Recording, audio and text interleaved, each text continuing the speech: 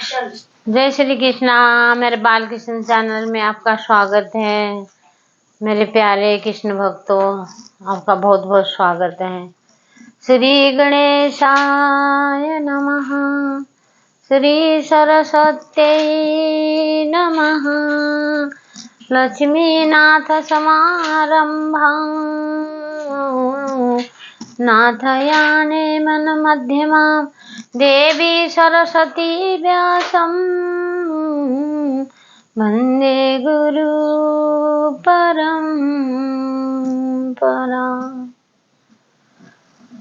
अच्युतं केशवं कृष्णदामोदरं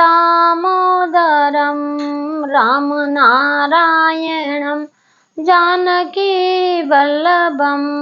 कौन कहता है भगवान आते नहीं, कौन कहते हैं भगवान आते नहीं।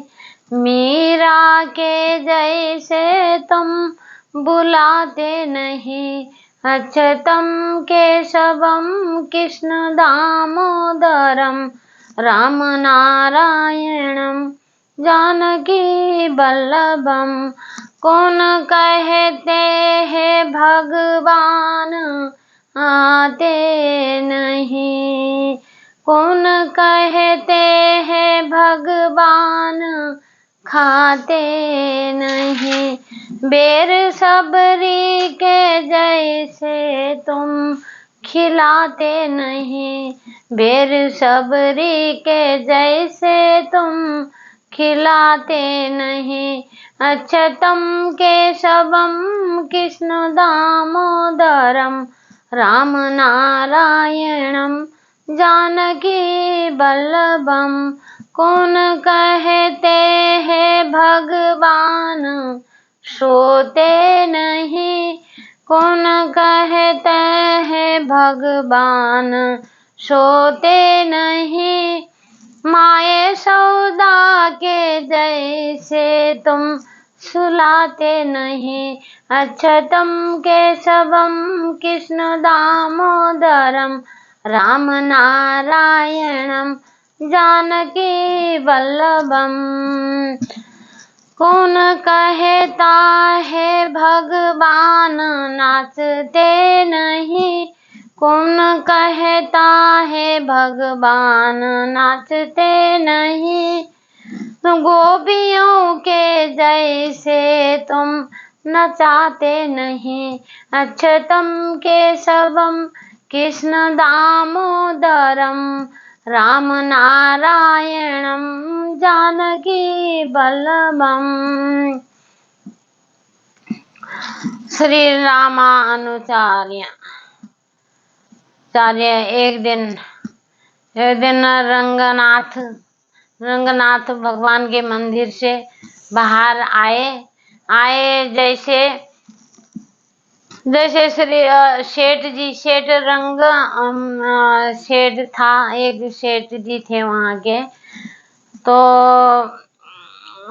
सेठ रंगदास थे। वो क्या कर रहे थे, उधर से एक वेश्या थी, बहुत खूबसूरत वेश्या थी।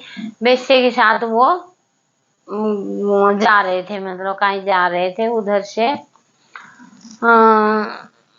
रामानुचार्य आए जैसे बाहर, उन्होंने देखा कि भाई वो बस वेश्या के साथ ऊपर जैसे सिर के ऊपर से धूप लग रही थी, तो छाता करते हुए जा रहे थे।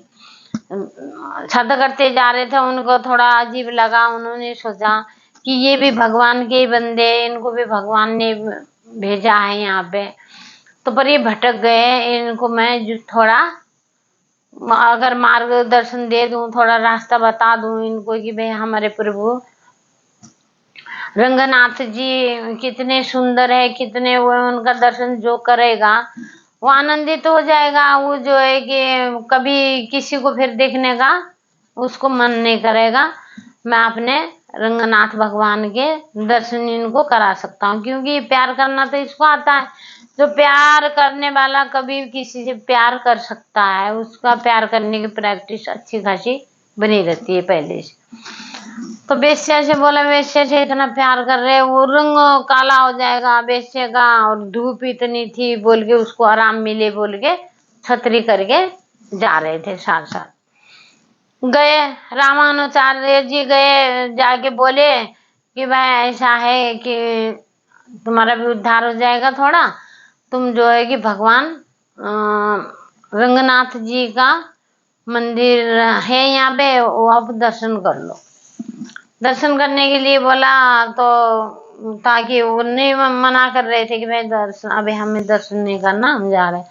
उन्होंने सोचा कि देखो ये एक वेश्या के साथ अपनी जिंदगी दे रहा है, ये लोग भी, ऊपर लोग भी, सारे लोग ही बिगाड़ रहा है न। जितना इसको प्यार करना, जितना ये भी प्यार ये वेश्या से कर रहा है, उतना भगवान से कर दे, इसका उद्धार हो जाएगा। ये भी भगवान ने भेजा है, उनका ही जीव है, उन्होंने भेजा है, तो ये भटक गया रास्ता, मैं इसको सही रास्ते में लाऊंगा। तो बोला नहीं, उन्होंने बोला चलो दर्शन कर लो भगवान के, रंगनाथ जी के दर्शन कर लो। बोला कि नहीं करेंगे। तो फिर उन्होंने क्या करा, उन्होंने ऐसे करके उसको समाधि में जैसे उसने ऐसे मारा तो समाधि लग गई उनकी। समाधि लगने के बाद पूरे दर्शन हुए समाधि में। तो जब समाधि में चले जाता है इंसान, तो समाधि लग जाती है जैसे, वो फिर सारे मेला देख लेता है, भगवान की लीलाएं सब देखना शुरू हो जाते हैं। तो उसने भगवान की लीला सब देखी, सब इतने बढ़िया से उसने गोलोक भी का भी दर्शन हो गया, वैकुंठ लोक का भी दर्शन हो, कई लोगों का उसका दर्शन हो गया। उसके भगवान इतने सुंदर लगे, इतने सुंदर लगा वेश्या को, तो क्या वो किसी को भी भूल गया। उसके बाद उसने भगवान के दास बने, भगवान के पूजा करिए। वही हमारी हालत है, हम जब तक देखे नहीं, हमने भगवान को नहीं देखा, हम सोच रहे पता नहीं, हम एक इंसान को देख लेते, उस इंसान का, क्योंकि वो इंसान ऐसे होता है जब तक खा पी लेता है, लूट लेता है, उसके बाद किनारा हो जाता है। तो इसीलिए इंसानों के ऊपर कभी भी नहीं रहना चाहिए। इंसान प्यार करो तो इनसे करो, भगवान से करो। इंसानों से देखो, अड़ोसी पड़ोसियों से खाली परपंच लगाना, इसकी बातें करनी, उसकी बातें करनी, उसकी चुगली करनी, उसकी करनी। भाई तुम 24 घंटे में, अगर 24 घंटे में आधा घंटा क्या, 20 मिनट, 10 मिनट छोड़ो, 5 मिनट भी आप भगवान को दे देते हो, तो आपका उद्धार होना है, होना है। कीर्तन भजन हो, कहते हैं ना, जिस घर में ये भागवत है, भागवत में ऐसे भगवान समाये हुए, जिस घर में भागवत है उस घर में कलयुग नहीं आ सकता। कलयुग आ गया था, कलयुग तो इतना तो अब आएगा, अभी तो कहाँ शुरुआत ही है, कलयुग की शुरुआत भी नहीं हुई एक तरह से। तो कलयुग आएगा, कलयुग आया था, जैसे राजा परीक्षित को भी न्याय मोड़ तक पहुंचाने का हमें बर्दाश्त नहीं है, भूख प्यास हमें बर्दाश्त नहीं है, भूख लगती है तो हम छटपटाने लगते हैं कि क्या खाएं। पहले खाने के लिए हमें भागना पड़ता है, प्यास लगती है, तो प्यास के कारण राजा परीक्षित ने सांप डाला था, उनके ऋषि के गले में सांप डाला था, जब भी उनको शराब लगा था, शराब दिया था उनके बेटे ने कि भाई 7 दिन में कच्छप नाग डस के खत्म होगा। राजा परीक्षित जब पेट में थे अपनी माँ के, अभिमन्यु के बेटे, अभिमन्यु और सुमित्रा के बेटे, तो जब ब्रह्मास्त्र चला दिया था, पेट में जाके भगवान ने उनकी रक्षा करी थी। पेट में से उन्होंने गर्भ के अंदर गए थे भगवान उनकी रक्षा करने के लिए। इसीलिए अब जब उनको भूख प्यास के चक्कर में इतना बड़ा वो करना पड़ा, उन्हें जो मुकुट लगाया था उन्होंने, उस मुकुट नहीं था उनका, तो देखा कि भाई, मैं ये देखते थे कि भाई भीम मेरा चाचा थे और अर्जुन मेरे पिताजी थे, ये सब इतने महान युद्ध थे, मैं भी ये देखते रहते थे, इनका सारा सामान देखा, सारा वो जो था, जो पगड़ी वहां से मिली थी उनको, वो लगा गए थे, तो कलयुग उनको आ गया था। अब उनको छोटे में राजा बना दिया, बना के वो लोग सब चले गए गोलोक चले गए, सब कृष्ण जी गए, तो उसके बाद उनका भी परिवार बिखर गया। पांचों भाई ऐसे टूट गए उनके वजह से, कृष्ण की वजह से। तो वो भी अपना धाम को चले गए। माता कुंती बुआ, उनकी बुआ है कृष्ण जी की बुआ। वैसे मेरा नाम भी कुंती है, इसीलिए मेरे को कृष्ण जी से बहुत ज्यादा प्यार है, हकीकत में प्यार है।